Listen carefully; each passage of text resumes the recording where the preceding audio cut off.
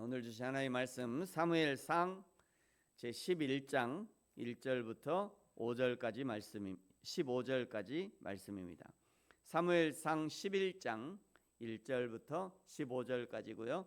지금 읽는 것은 1절부터 5절까지 우리 한 목소리로 천천히 같이 읽겠습니다. 1절부터 5절까지 같이 한 목소리로 천천히 같이 읽겠습니다. 시작. 암몬 사람 나하스가 올라와서 길르앗 야베스에 맞서 진침해 야베스 모든 사람들이 나하스에게 이르되 우리와 언약하자 그리하면 우리가 너를 섬기리라 하니 암몬 사람 나하스가 그들에게 이르되 내가 너희 오른 눈을 다 빼야 너희와 언약하리라. 내가 온 이스라엘을 이같이 모욕하리라. 야베스 장로들이 그에게 이르되 우리에게 이랫동안 말미를 주어 우리가 이스라엘 온 지역에 전령들을 보내게 하라. 만일 우리를 구원할 자가 없으면 내게 나아가리라 하니라. 이에 전령들이 사울이 사는 기브아에 이르러 이 말을 백성에게 전하매 모든 백성이 소리를 높여 울더니 마침 사울이 밭에서 소를 몰고 오다가 이르되 백성이 무슨 일로 우느냐 하니 그들이 야베스 사람의 말을 전하니라. 아멘. 네, 광고하겠습니다. 매일 아침에 새벽 예배가 끝나면 그날의 메시지를 제가 편집해서 보내드리고 있는데요. 필요한 분은 신청하시면 매일 아침 7시에 문자가 오도록 발송하고 있습니다. 그러면 이제 하루 중에 다시 한번 들을 수도 있고요. 그렇게 유익합니다. 그리고 이제 12월, 1월, 2월 이렇게 3개월은 겨울에 새벽 예배를 쉬게 되는데요. 동일하게 아침에 그 전날 제가 편집해서 다 준비해서 아침에 문자가 도착하도록 준비해서 보내드리도록 하겠습니다. 필요하신 분은 신청하시기 바라고요. 네, 사울이 제비 뽑기를 통해서 이스라엘의 왕으로 공식적으로 이제 선출이 되었지만 아직도 왕궁도 없고 왕정으로 전환하기 위한 조직도 없고 법도 없고 그래서 유력한 자들과 사울의 고향으로 내려갔습니다. 이제 왕정을 시작하기 위한 입법, 행정, 군사 등에 관한 조직을 만들고 어떻게 나라를 세워갈 것인가에 대한 계획을 세우고 조직을 정비하는 시간이었습니다. 그러던 중에 오늘 1절에 암몬 사람 나하스가 길르앗 야베스를 치려고 올라옵니다. 길르앗 야베스는 길르앗의 메마른 땅이라는 의미고요. 요단강 동쪽 땅입니다. 제가 사진을 준비했습니다. 앞에 보시고요. 네. 여기 요 가운데가 요단강이고 위에 갈릴리 호수고요. 아래 사해 호수죠. 여기가 이제 요단강이 이렇게 흐르고 있는 것이고요. 그래서 요단강의 동편을 이렇게 세 지파가 위쪽에는 므낫세 반 지파, 중간에 갓 지파, 그리고 르우벤 지파가 차지하고 있고요. 그리고 이 갓 지파의 중간에 길르앗 야베스 길르앗이라고도 하고 길르앗 야베스라고도 합니다. 여기가 있고요. 그리고 여기에는 길르앗 라못이라고 하는 지역이 있습니다. 그러니까 여기 지역을 길르앗 지역이다. 갓 지파가 있는 이 지역을 길르앗 지파다라고 얘기하는 것이고 여기에 암몬이 있고요. 요 암몬 땅이 이렇게 크겠죠. 이쪽이 다 이제 암몬 땅이니까요. 이 암몬이 이제 길르앗 지파, 길르앗 지역, 그러니까 갓 지파의 지형을 이렇게 침범한 것입니다. 네. 그러면서 이제 항복하겠다고 하는 야베스 사람들에게 오늘 2절에 보시면요.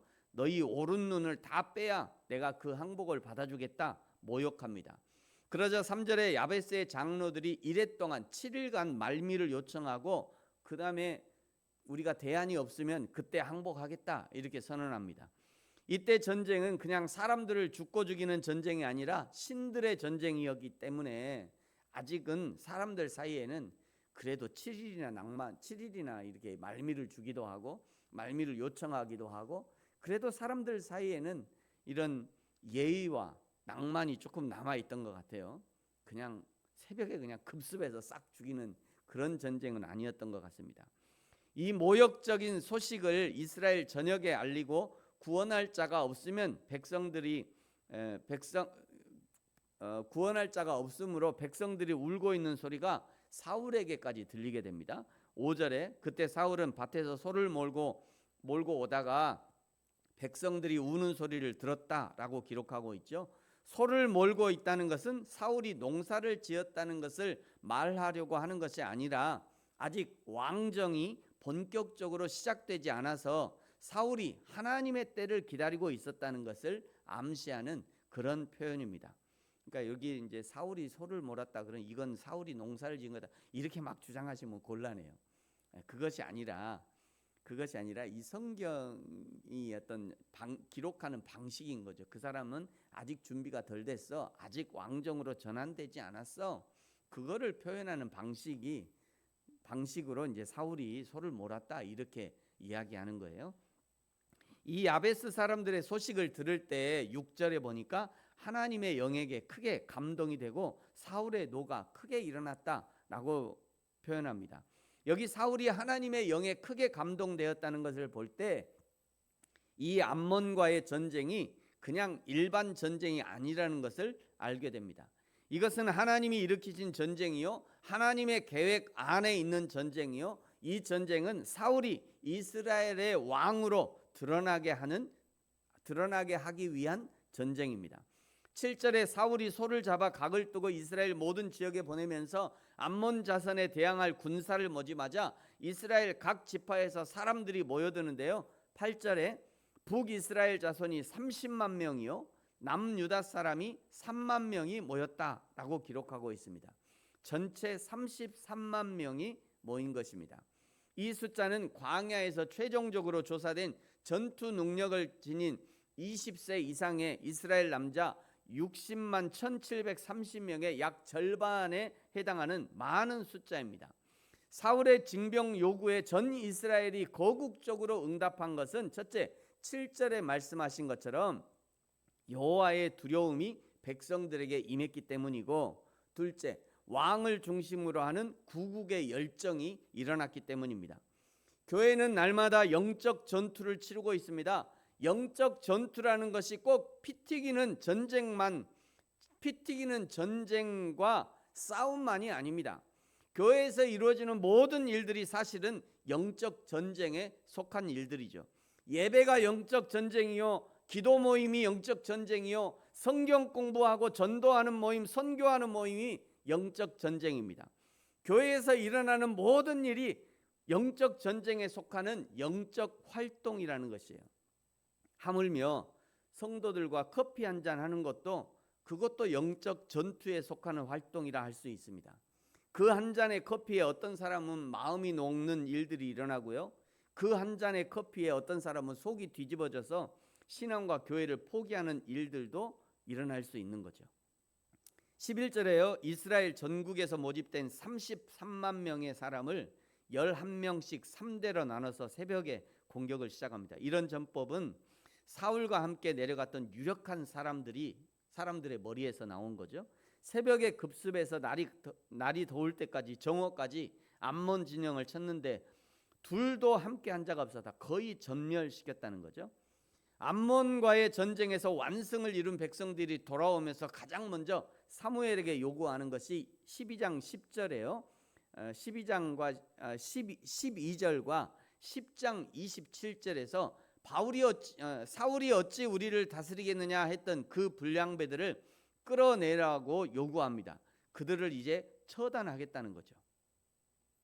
그러자 13절에 사울이 아량을 베풀면서 이 좋은 날에 우리가 어찌 우리 동족을 죽일 수 있겠느냐, 오늘 하나님께서 암몬을 무찌르게 하시고 이스라엘의 구원의 은혜를 베풀었으니 우리도 은혜를 베푸는 것이 마땅하지 않겠냐 하면서 용서해 주기를 청합니다. 여러분, 오늘 여기서 사울이 베푸는 이 아량과 관용을 기억해 두시기 바랍니다. 왕으로 등극한 초기에는 사울도 겸손하고 관용이 있었던 사람이에요. 사실은 오늘 사울의 겸손과 관용이 사울의 전 인생에서 정점을 찍는 최고의 관용입니다. 이후에는요, 이런 겸손과 관용을 찾아보기 어려워져요. 그러면서 14절 15절은요 이제 완벽한 왕권의 정착과 확립을 보여줍니다. 15절에 사무엘이 백성에게 이르되 오라 우리가 길갈로 가서 나라를 새롭게 하자. 15절 모든 백성이 길갈로 가서 거기서 여호와 앞에서 사울을 왕으로 삼고 길갈에서 여호와 앞에 화목제를 드리고 사울과 이스라엘 모든 사람들이 거기서 크게 기뻐하니라. 드디어 공식적인 사울의 대관식이 진행이 되는 것이죠. 15절 마지막 구절에 사울과 이스라엘 모든 사람들이 크게 기뻐하였지만 그러나 인간 왕을 반기면서 진정한 왕 되시는 하나님을 멀리하는 이스라엘을 우리 하나님은 어떻게 보고 계셨을까 생각하게 됩니다. 사랑하는 성도 여러분, 하나님만이 우리의 진정한 왕이십니다. 여호와 하나님만이 우리 교회의 왕이시고 우주 만물의 왕이십니다. 그 하나님만 사랑하고 섬기는 것, 그것이 성도가 취해야 할 마땅한 태도입니다. 저와 여러분이 오직 여호와 하나님만 섬기고 사랑할 수 있기를, 그리하여 하나님 앞에 온전한 영광을 올려드리는 저와 여러분이 되어지기를 예수님의 이름으로 축복합니다. 기도하겠습니다. 하나님 아버지 감사합니다. 날마다 여호와 하나님만 따르는 삶이 되게 하시고 세상에 아무리 유능한 왕이라 할지라도 우리 하나님과 비교할 수 없고 오직 여호와 하나님만이 우리에게 참 만족을 주시는 진정한 우리의 왕 되심을 날마다 믿음으로 고백할 수 있는 저와 우리 모든 성도들 되게 하여 주옵소서. 감사합니다. 예수님의 이름으로 기도합니다. 아멘. 하늘에 계신 우리 아버지여, 이름이 거룩히 여김을 받으시오며 나라가 임하시오며 뜻이 하늘에서 이루어진 것 같이 땅에서도 이루어지이다. 오늘 우리에게 일용할 양식을 주시옵고 우리가 우리에게 죄 지은 자를 사하여 준 것 같이 우리 죄를 사하여 주시옵고 우리를 시험에 들게 하지 마시옵고 다만 악에서 구하시옵소서. 나라와 권세와 영광이 아버지께 영원히 있사옵나이다. 아멘.